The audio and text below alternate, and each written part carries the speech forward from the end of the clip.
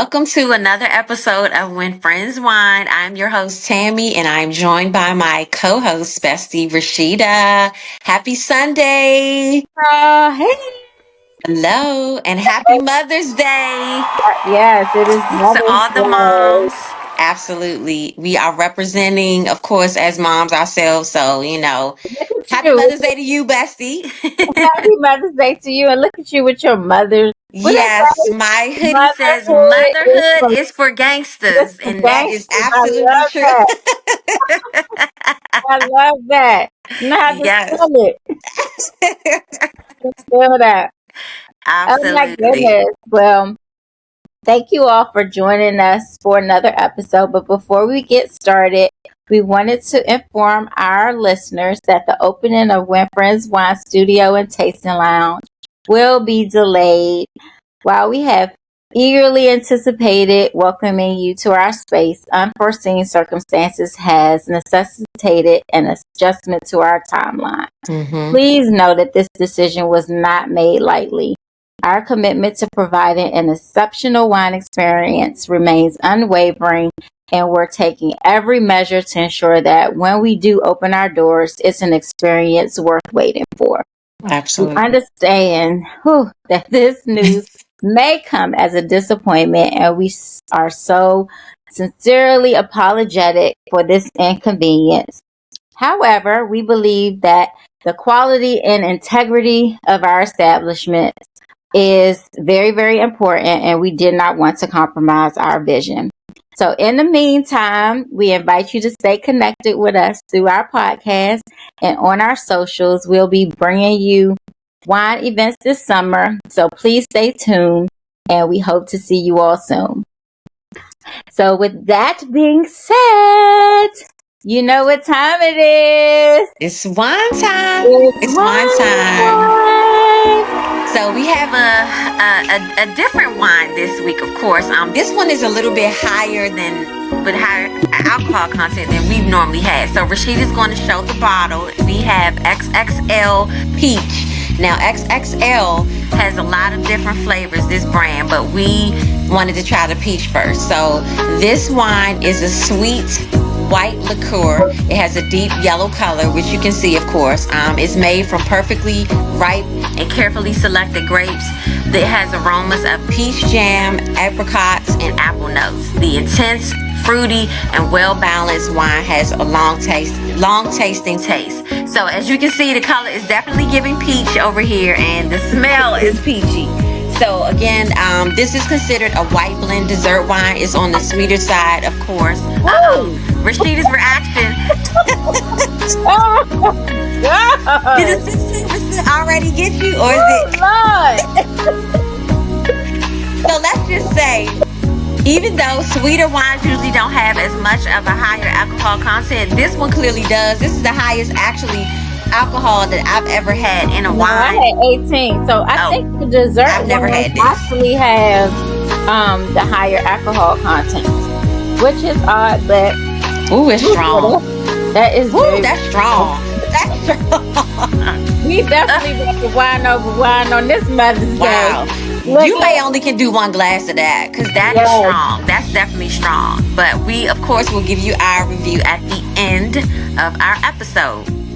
So if you can see this lovely lady that's joining us, this is our special guest of the week, and you may see the similarities in how these people look, these two women look, and you may guess that this is Rashita's beautiful mom, Maxine Lloyd Ball, and we are so thrilled to have her on here for our Mother's Day special. Introduce your mom, Rachita. Yes, happy Mother's Day, Mom. Yes, happy Mother's Thank Day. you. Thank you. And happy Mother's Day to you all. Thank Thank you. you. So, what can I say about my mom? Be Well, nice. she's known me ever since I've been born. So I am her firstborn daughter, and I love my mom, y'all. We have had some times and we have butt some heads, but That's all part of it. look. But I wouldn't trade her for No. anything in the world, anything Mm-mm. in the world. And so, welcome, mommy, to the When Friends Why podcast. And she has definitely been a blessing in my life as well. Just knowing her since I was 11, she just brought me in like a second daughter. Like, I've probably spent a lot more time with them than I did my own family for the most part. Right. Sometimes, I was over there every weekend and sometimes during the week. So she has definitely been an inspiration in my life as well. So we are so pleased to have you on here, Maxine. We appreciate you giving us your time out of your busy schedule. Yes, her busy schedule. So, Busy. today's episode, we are entitling Moms and Mental Health. Mhm. So, not only is she my mom, she's also a licensed clinical professional. You know what? Let you give your credentials because I always get it wrong. So, let me let you give your credentials.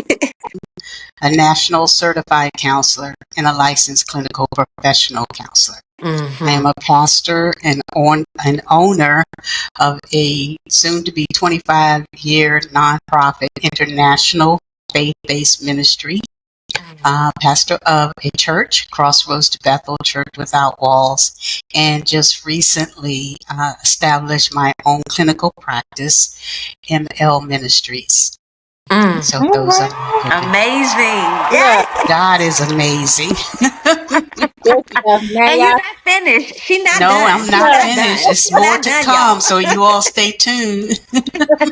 Oh, you also you forgot one thing. You are an author as well. Okay, right. You are an Oh, yes, author. that's right. I am. Thank you. See, so many I can't keep up with them. But yes, I am a published author as So well. as y'all can see, I get it from my mama. She really literally does, y'all. She literally does. Oh my goodness. Yes. So look, me and Tammy, we always talk about, just how much an inspiration she's been in the life of, Hmm. in our lives.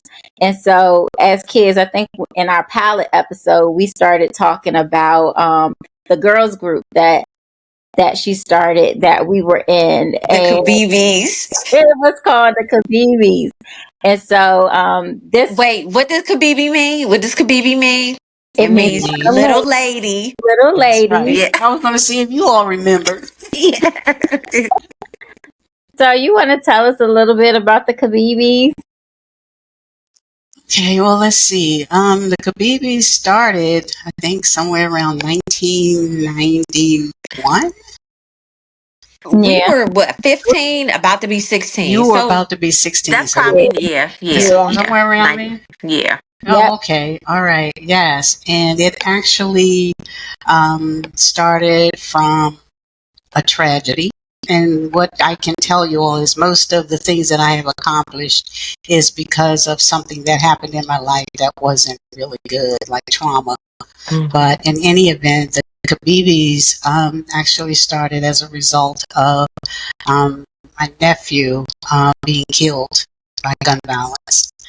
And I was concerned because I had two daughters that I was raising, and it was during a time that, it's worse now, but it was bad even back then in terms of crime and things that were happening. And so I started the Khabibis as a way of uh, training young ladies to actually learn household skills and different skills that they would need as they grew older, but also to keep them active and keep them off the street. So that was the main purpose for starting it. And it really kind of kicked off as just a girls' club, but eventually with Rachita and some of the things that we were involved in and were exposed to, it became a rites of passage.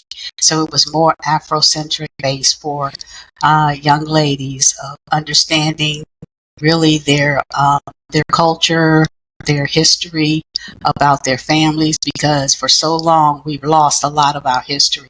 And so it was also a way of them knowing and researching and knowing where they come from, who their family line and lineage was, and then understanding a lot more about their African heritage. Mhm. So Yep. that's what Kabibi was all about.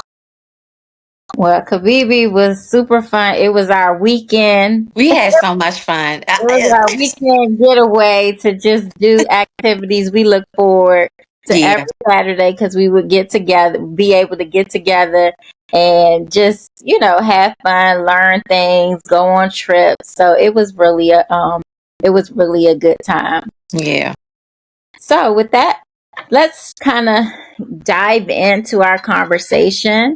And so I didn't give you like a brief of what we were going to talk about. And I told her that I wasn't going to give her the questions or the script because as you can see, all those credentials, she likes to get in her head about things. And we didn't want a dissertation. So we said we're going to We keep wanted an organic flow. We organic wanted flow. her Right. natural self. Yeah. Right. And she gonna send me a text message today talking about I couldn't say it to her face. Called her chicken. Tell her the Yeah, whole message. yeah. I showed Tammy today, and I said, "Look what she said." I said no. Tell her we want organic. We don't. We don't want the. We don't want the professional hat on. We want the mom hat. We want We the want mom the hat to mom come on. hat. Well, how do Right? you think I learned how to be a mom? How was that? That's Tell me how. okay. Do Like, tell share. me Do how. Do share. All of tell. those credentials and education taught me how to be a mom Well, I often the say, right way. yeah, but I often say to her, so, Tammy sometimes asks me like how it is to be the daughter of, minister and, Mhm. counselor. And, like I said in the beginning, like we often butt heads because sometimes it gets, you know, like sometimes you just do want your mom. And, oftentimes like we kind of feel like we don't know if we're doing it right or whatever. And sometimes being educated can be a gift and a curse sometimes. It's like like you have the book smarts and things like that, but sometimes you just want the heart and the authentic mom. You want to cry on your mom's shoulder. You want to just, that You kind want your mommy. You want of your mommy. sometimes you have that little girl within that you just want, you want that. So even with, being educated and knowing, how do you feel like how do you feel like being a mom? Like, what were some of the challenges that you feel like that you face? Because we don't always get it right, but we do the best that we can. Right. So, how do you feel, like with that journey of being a mom? How do you feel that your education and everything kind of intertwine with it? Well, I would say just growing up with my own mother, who was not educated and was born in the South. And so it kind of goes back to what I was saying earlier about really kind of learning more about my African heritage and history.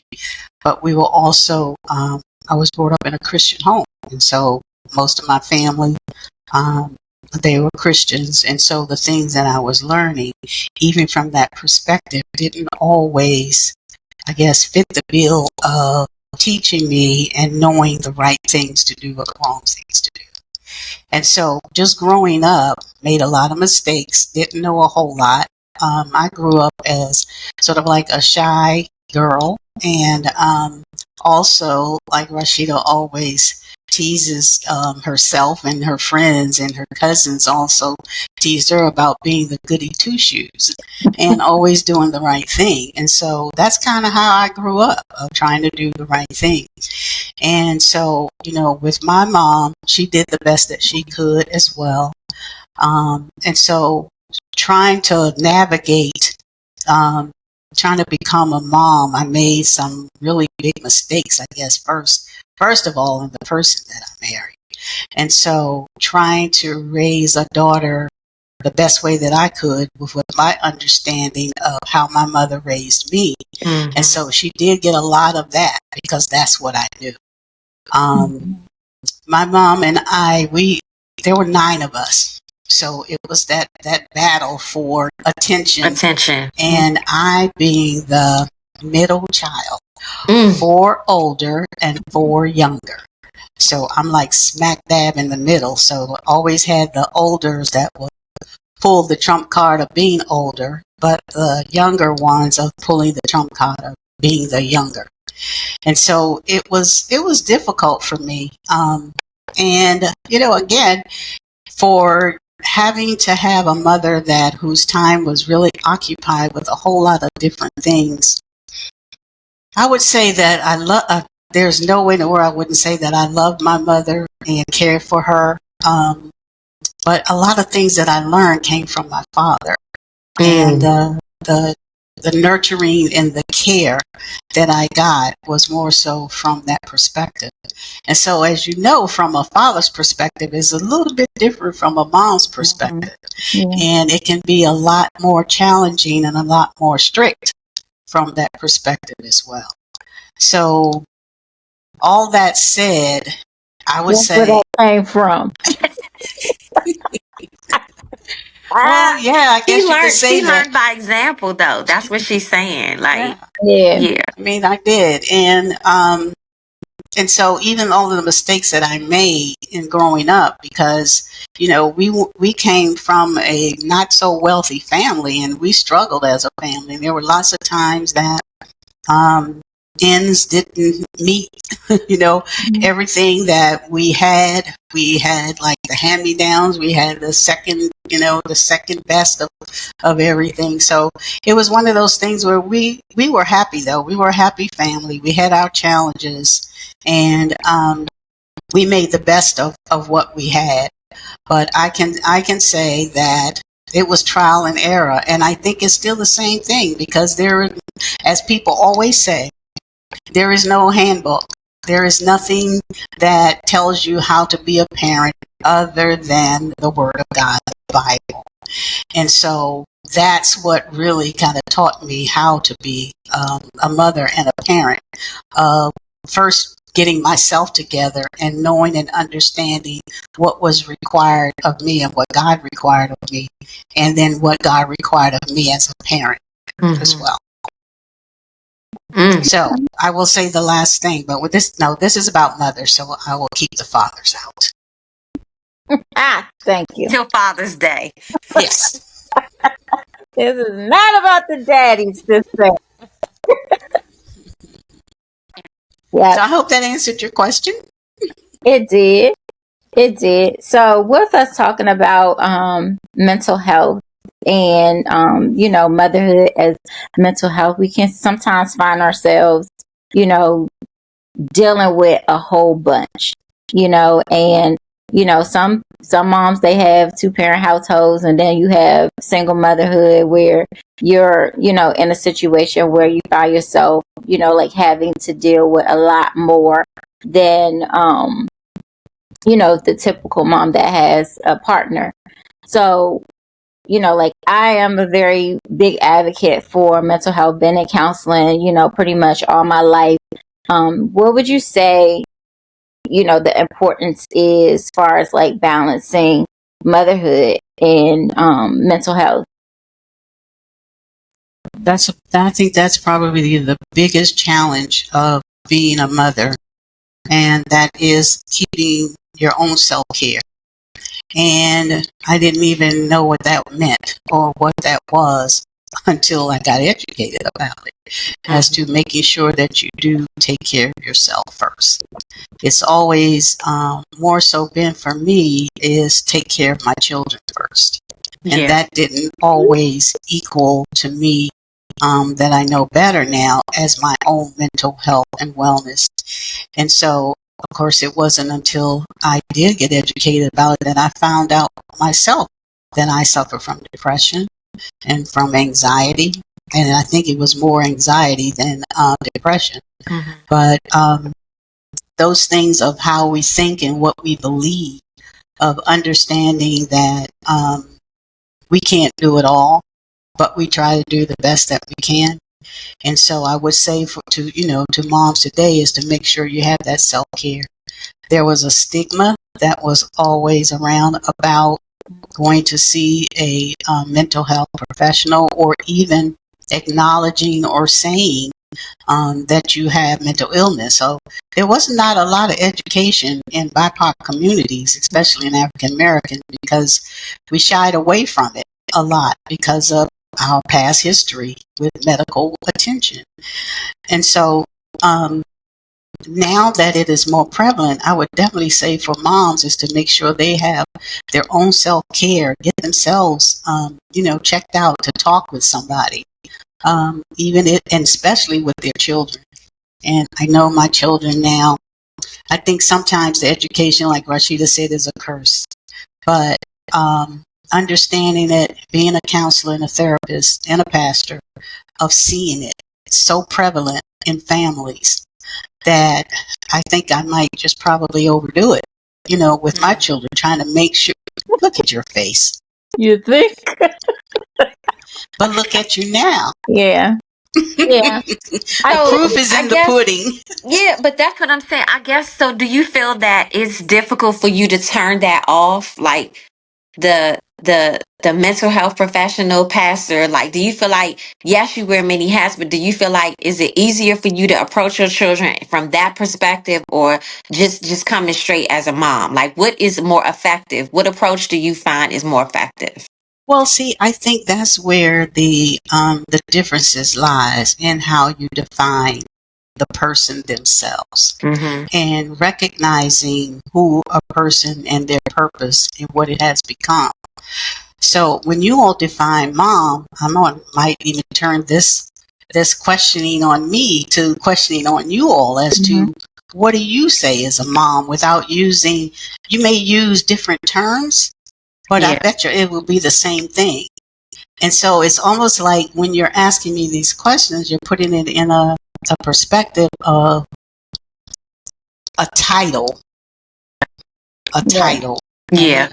And not the person themselves. Right. And my walk and my journey has changed who I used to be.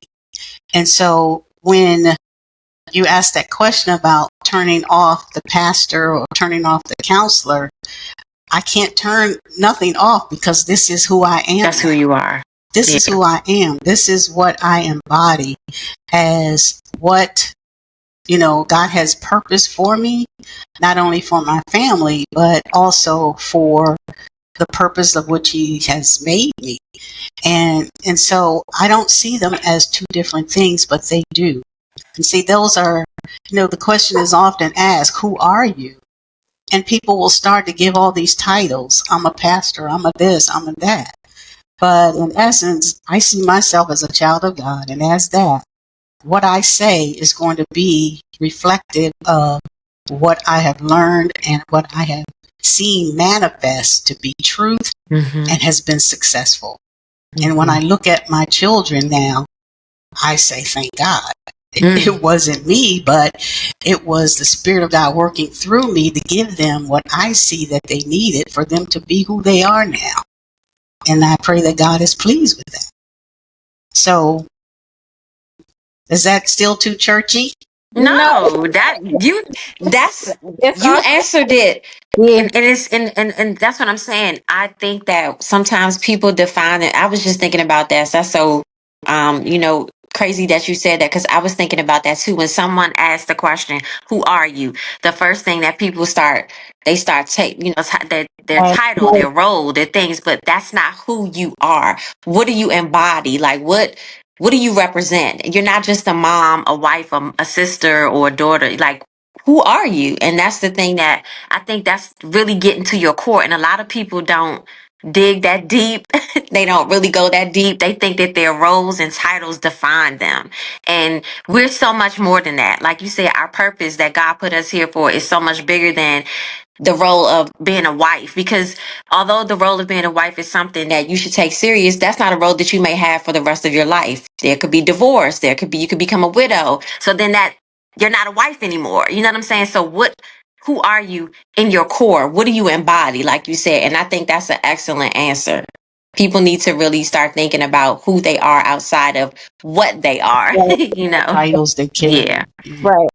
And so I think, like when we say, like sometimes turn hats off, I think, it really isn't about, the title. And you're right about far as like who you are and what you embody. And so I would say like just growing up, I think, and even when you're raising your children, I can speak to this for myself and raising mine. It's like, I want to, instill certain values into them. So like if I want them to be a person of integrity and things like that, then I'm going to be an example of those things to my children. But you said something important, and it's about meeting people where they are. And so I think that's what we mean when we say turn, certain things off, because if I go into a room and I don't, look at the audience and see who I'm speaking to or know who that person is that I'm speaking to, then I may speak to them and I'm going to go over their head. You know what I mean? And so I know, a lot of times when we have a lot of education, like I say this to one of my friends, like if you're talking to me and you're saying all of these big words, then I don't understand what you're talking about, right? And so when we say meeting people where they are, and even as a mom, speaking to your children, it's really getting to know the core of who your children are and understanding and meeting them where they are and saying and being able to talk their language, right? And so I could recognize in myself as a mom that I was coming to my child based off of things that I thought was, right and correct in my generation. But he's looking at me like, bruh, like all those words that they use, so he's not really understanding, and I'm not connecting with him because I'm not meeting him where he is. So I had to take a step back and say, okay, I got to learn my child, and I got to give him space to grow and learn, and I got to give him space to be who he is, while trying to rear him and while trying to instill values in him. But he's ultimately going to become the man that he wants to be. But I have to learn who that is so that I can be able to reach him and so he can listen to me. You know what I mean? Because a lot of times as children, they'll rebel and, won't listen to you, won't talk to you because you're not coming, on their level or coming from a place where, you're allowing them to be them and want to actually know who they are and listening to them as an actual individual. Mm-hmm.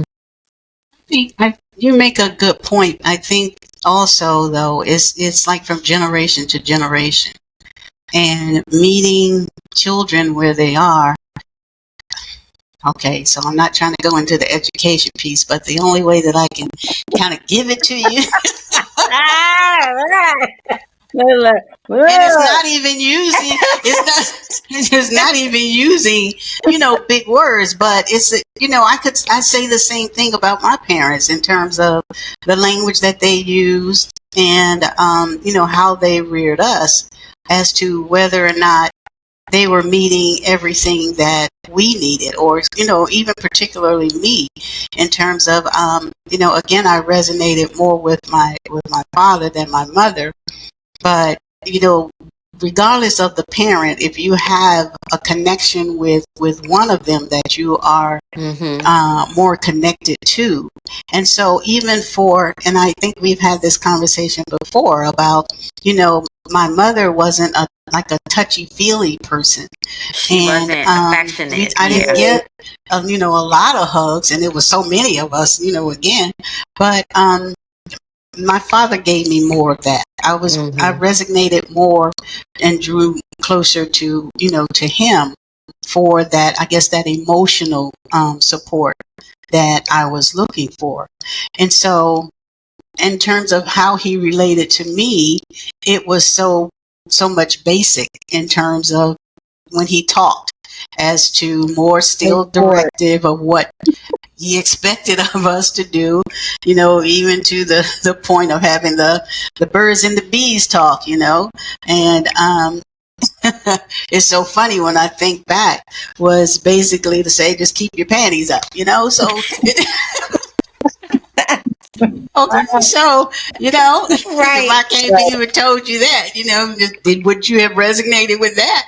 Right. So, I mean, it's from generation to generation. You have these different slangs and these sayings, even now today. So when you say talk your language, I don't know that any generation every time is going to talk the same language of the next generation, because it's constantly changing. Mm-hmm. And one of the things that I fear, however, is that, for even my children and even my grandchildren now, in terms of the slangs and the language that they use to or to communicate with one another, is sometimes that fear of changing the language loses the meaning and the importance of using certain terms to be understood, that it can't be changed. And so even for me, as to who I embody, is to make sure that I'm speaking a language that, and I don't think I use a whole lot of big words. I may do that in my professional setting when I'm doing conferences and stuff, Rachita. But I I don't wasn't like, saying you. I was speaking in general. I wasn't to me even, specifically to She you. no, uses the but see, clinical terms. and I No, think, no, no. huh? I wasn't saying Yeah. that. I'm just saying that I was just explaining when sometimes when we say, take off the pastor hat, take off the therapist. I don't need a therapist. Like, and that only means just listen. Like sometimes you don't want, you don't want someone to tell you what to do, or you don't, sometimes you just need someone to hear you. You know what I mean? And so I think as mothers, and we typically we want to fix it. We do. We absolutely want to fix it for our kids, and then sometimes we just have to take a step back and just listen. And so I'm guilty of it too. I'm not saying that, Yeah. like that you, oh my goodness, you was this and this. No, I'm saying that even in my journey, I am very grateful of the mother that you was to me, because I look at my life and how I've come up and how I'm able to be successful in life, and I have to attribute that to you. However, I'm just saying that everybody has places and spaces where they feel like, maybe if I was nurtured in this kind of way a little more, then it would have been better for me. And that's why we're talking about this whole mental health piece. It's because, you have people who have gone through things, and it's a blessing in the fact that therapy was introduced to us, that if we couldn't talk to you, then we can talk to someone else. You know what I mean? And so those hurts and those traumas and those things that we dealt with as children, and it's no fault of yours or no fault of any mother's, it's as an individual, what is it that I felt like I was missing? Or as an individual, what is it that I need to show up as a full person in the world? Mm-hmm.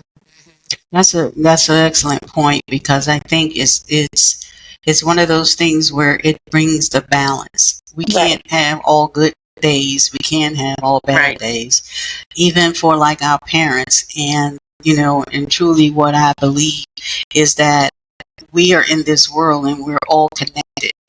And what I don't have, somebody else might have, even to the Right. point of mothers, because there have been mentors and other women that are in my life that I've had. And so those things that I felt like I needed or I didn't get, those were other women in my life that were there. And I think, I really do think that is the purpose and that is the plan for the world, is to see how we're all connected, and that we can't do everything. Even mothers Yeah. can't do everything. And so it was a blessing.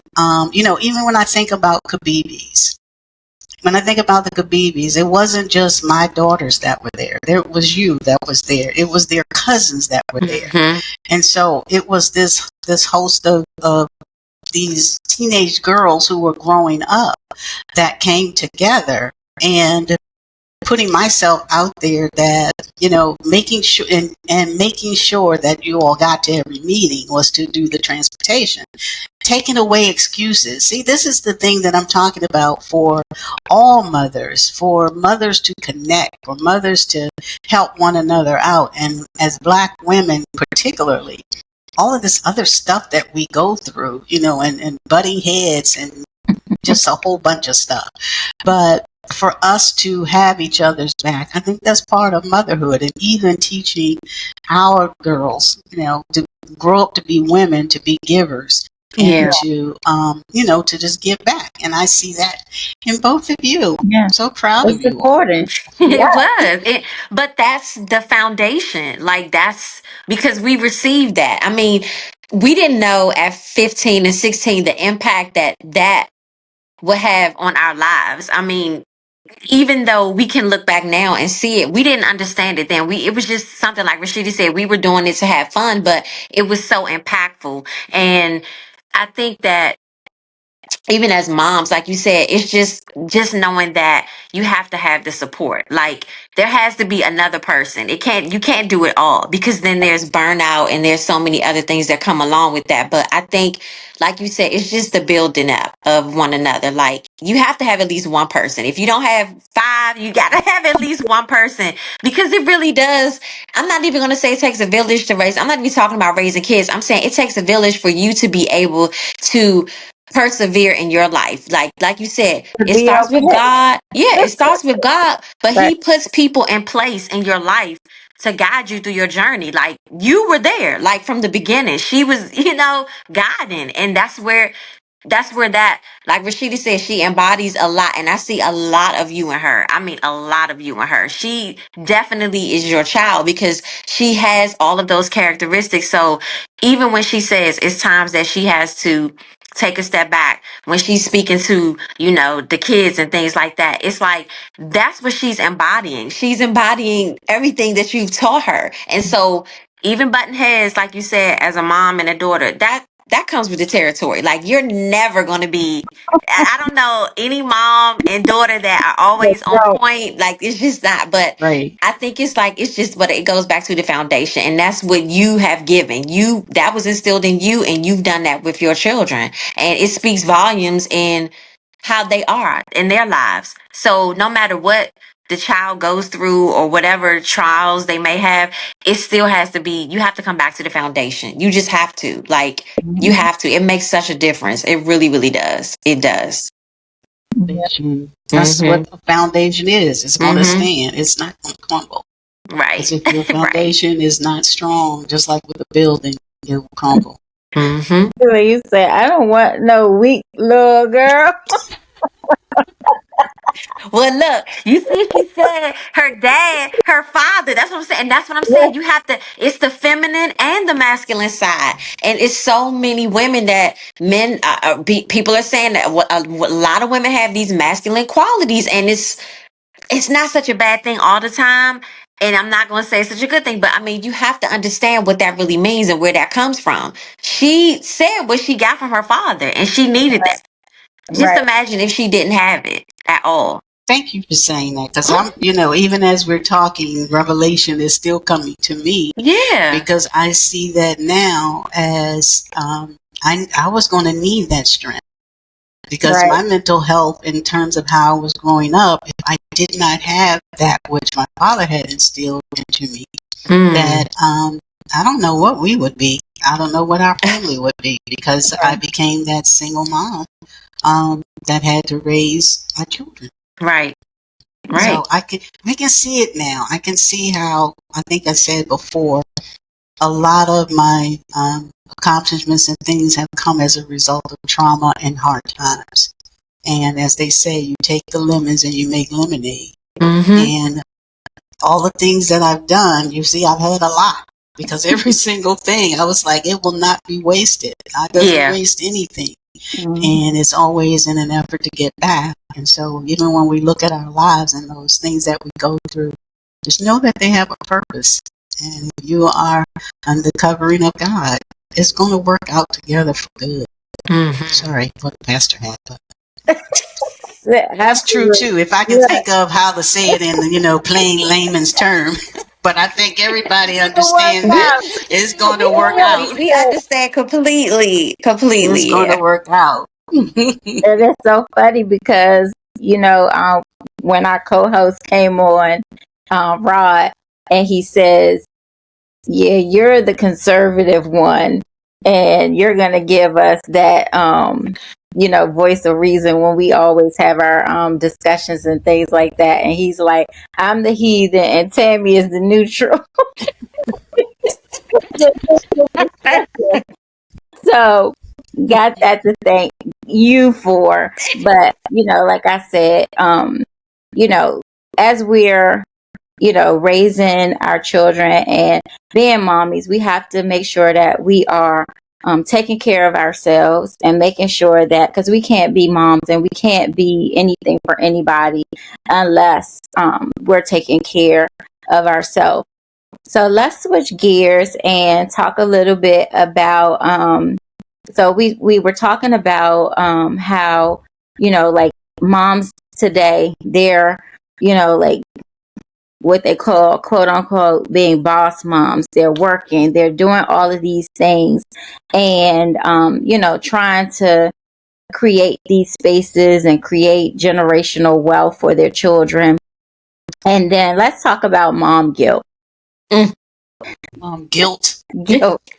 Is that what you Yes, said? Guilt, Guilt? Yes. yes, mom guilt. Mm-hmm. So it's when, like you have, things that you have to do as a mom, and then also trying to balance, your children and making sure you spend time with them, and, like taking those space, that time for yourself, and not feeling guilty that you took time for yourself or that you did things for you. Mm-hmm. Yeah. Question is? Let's talk about it. Oh, okay. Let's talk about it. So So I mom guess then. guilt. Mhm. Mm-hmm. No, Do I'm you just So, have saying it, mom guilt. Tommy B? Do you have mom Have you guilt? ever felt that? Have you ever felt mom guilt? oh, Have you, definitely. Tammy? Have you, Tammy B, felt mom guilt? Yes, of course, Yes, of course. definitely. I I mean, don't I've think. experienced it growing up. I've experienced what it feels like as a to not have my mom in certain situations. Like I'll just use an example of after every program, like when there was like a assembly and I was a part of it, a performance or something, she wasn't there. It may have been maybe one or two that she may have attended, the major things like maybe a graduation or something, but she wasn't there because she had to work. So I always felt bad that I saw all the other kids, they run up to their moms and parents and, oh, you did so good. I'm just looking like, I wish my mom was there. So I felt that I didn't want to do that to my children. So I always made it a priority to try to attend most of their, things like that, their programs. But there are times when I can't do that. There are times when I can't do that. And so I've gotten a lot better with that, but it does make you feel like you don't want to let your child down. You know what I'm saying? When it comes to certain things. So mom guilt is definitely real, but it's just like what your mother said. You have to take care of yourself first. Like I can't be everywhere all the time. And it's just I had to realize that. Like I'm only one person and I may wear an S on my chest sometime, but sometimes that S is gonna That's fade to come because off. I can't, yeah, I can't do it. I can't do it. And so I had to realize that it's just the reality of it. And I think kids are forgiving. They're resilient. We always talk about that. Children are resilient. And so most of the time you can tell them, like, well, maybe your mom won't be able to be here this time or whatever. And they're forgiving, but you still feel that. So it's definitely relevant, but I've gotten a lot better with it. I'll say that for me. Yeah.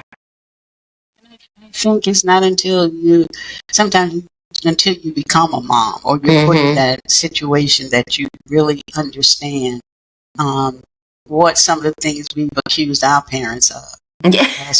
It had to happen, and we don't know what we don't know. And for a child, that's very important Yeah. for their parents to be wherever they are. But that's the good part and the blessing that I see, with my dad. And even though he's not here, and a lot of the, my cousins and nieces that are coming up now, it was like my father even with his, not only his children, but his grandchildren. They had something, and he tried to be there at every single thing. Graduations, birthdays, all of those things that, that were happening. And so for me, the mom guilt definitely was, it was big. It was real big. And I will say it was big even before I became a single mom. It was even during the marriage, that mom guilt, because I was the one that was working. And I was the one that was, even working to try to make sure that my children got what they needed and the things that my parents could not afford to give me. And so I wanted to make sure that they were well taken care of, and, they got the things that I could never have had. And so that meant working, and I did work, and I worked my way up, to a higher position, and was able to provide those things. But also, I will say too, because I had a troubled marriage, it was trying to take care of me too to get away. And so it was like afforded opportunities for me to travel and things. And so, yeah, but that guilt was there. It definitely is there. And so trying to, I guess, navigate that it came to overcompensating, which is another terrible mental health issue. Thing, right. Because that's what people do. That's what people do, trying to get rid of the guilt, is overcompensate. Yeah. So then we was talking about that, and we were talking about, I know for me, like what you said, like in each generation, you try to do it a little different so that you don't feel, the way that you felt, but then you create something else. So we were talking about, like for me, just, like making sure I'm at everything, giving them the things that I feel like I didn't have and all of that. And now I done created entitlement. And so now it's like, how do I fix that?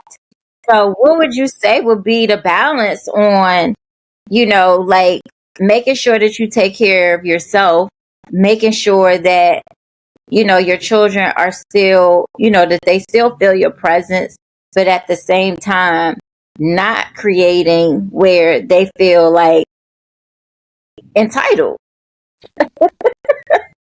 I don't know. That might be for the next generation. Let them figure it out, right? We need some more time. We need some more time. Yeah. But that, yeah, I mean, that's a hard question in terms of how you bring that balance.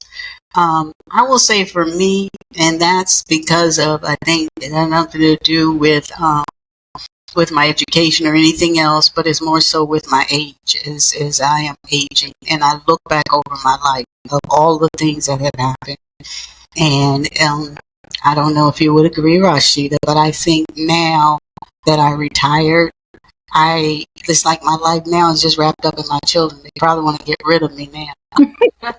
Really? But out, Really? That's, that's interesting to hear you say that, because usually at retirement, that's when it's all about you. Yeah, it's about you. And so that's interesting to hear you say that. Wow. Oh, well, yeah. I think it depends on your seasons. You know what I mean? And like she said, she had a season when we were younger where she was career focused and career driven. And so she like went ahead in with trying to, do her career and things like that. And then now that, she's finished working, she's retired, she's like, okay, now I want to be around my grandkids. Got more time. Yeah. But now it's like we're in that season where we're busy bodies and they're going, right.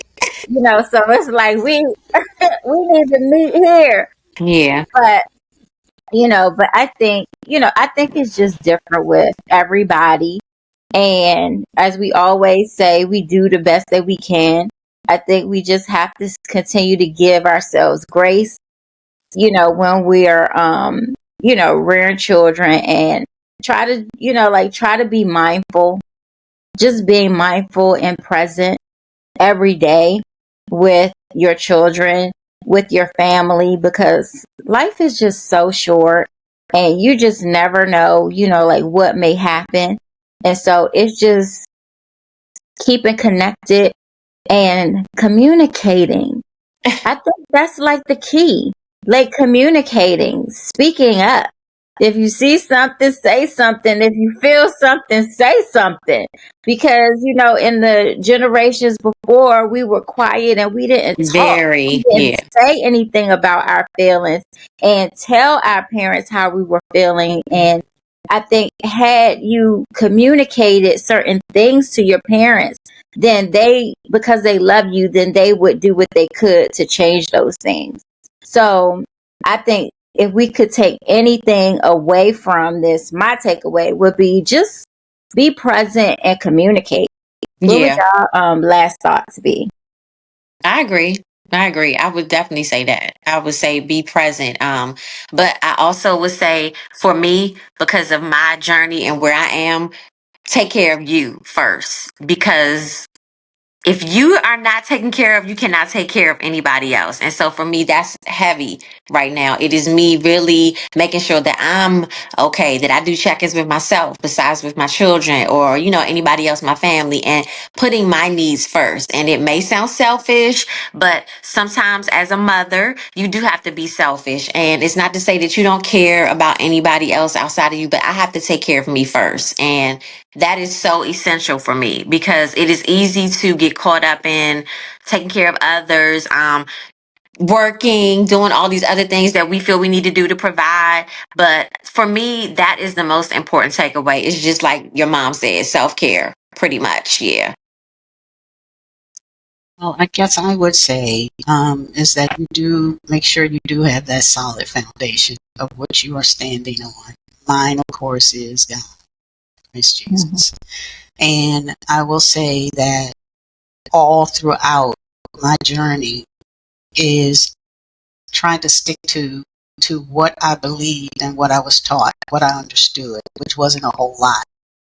But with education and the foundation that I had now in my older age, that I do believe I have a lot more wisdom as to how to apply those things. And so I believe that I have become a little bit more mellow.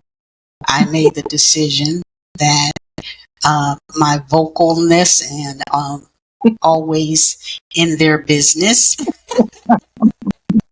I have decided I am not interfering.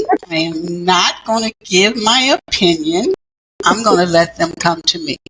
Mm-hmm. And I will tell you, it works. Even when we come to her, she still acts now. She'll be like, "Do you want to know, or do you want? Right, There Or you do you go. want me See, to just wisdom. listen?" But that's good. Wisdom. I like that. Yeah. It gets to that point, and it's like, okay, this is no longer a battle. I'm tired of fighting them. Right. Trying to make And them you don't do. want to take that on. You don't want to take Right. all of I your don't take. children's. No, it's like Yeah. no. God has taught No. me. Okay, so everything, whatever it is, you can come to me. They come to me a lot, and even my pastor and all of these titles, that I have, when they need that, they're coming to me for it, right? Okay, and so and I thank God for that I can, be there for them. But ultimately, is me guiding them to what worked for me. I can't give you anything that I don't know about and that has not helped me to succeed and directed me on the right path. So I would say that for anyone, whatever your foundation is, what it is that you believe in, and particularly for your mothers, is to just make sure that you're loving on them and being kind to them and speaking well to them and knowing that your mothers do love you no matter what. They're always going to be there, even though you may think that they're not there. But everything that they're doing, I would say, I can speak for me, it has always been for their well-being and for their good. Sometimes even to my own detriment, as long as they were okay. And I think a lot of moms would do that for their children. For their children. That's Yeah, they would. self-sacrifice. But do take care of yourself, and I had to learn how to do that, as well. because mental health is real, and parents are going through a lot of mental challenges, even if it hasn't gotten to disease, but to definitely take care of themselves before it gets to that point. Right. And particularly for African American people, is that therapy, mental health, mental wellness is important.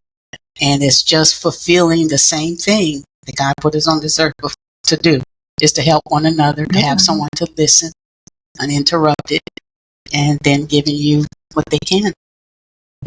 Absolutely. Well, this was a good conversation. It was. Mom, for coming on today. Listeners, May is Mental Health Month. So if you need a therapist, if you need someone to talk to, please reach out to your healthcare providers and get the help that you need. We will be putting your information in on the description box. Yeah. box. Yes. Yeah. if you want to seek out Maxine's services. Yes, absolutely. And so let's talk about this wine. What are you giving it? Well, I'm going to say, honestly, it is very strong. I taste the fruit, but it's a little bit too strong for my liking. I'm going to be honest. It's a little bit too strong with that sweet. So it's not. I'm going to give it a 6. I'm going to give it a 6. Yeah, it's a little too strong because I'm not really a sweet, like really a sweet wine drinker. And because it's so strong, it's too much of both for me. That's what I'll say. So do you have it chill, or is you drinking it wrong? It was actually room temperature, and that could be the issue that too. Yeah, that could be the reason. So I'm gonna give it an 8. I thought I kind of like when I first tasted it was very strong. However, like a couple more sips. It's mellowed out, but it's strong. But I like the taste, actually. I do like, because I like peaches. Yeah. So I like it. But I'm going to give it an 8. Okay. All right. All right. Well, thank you so much for watching. And thank you, Mom, for coming once again. Thank you. It was a pleasure. All right. We want to say Happy Mother's Day again to the moms, to everyone, and hope you had an enjoyable Mother's Day. Relax, rest, whatever it is you want to do. Absolutely. All right. So please, again, like, share, and subscribe. Visit us on www.whenfriendswine.com and keep up with us. Keep engaging with us. We surely appreciate you for watching. And until next time. Cheers. I don't need you here to feel good. No, I'm not angry. I got better things to do. Tell your friends I will be just fine.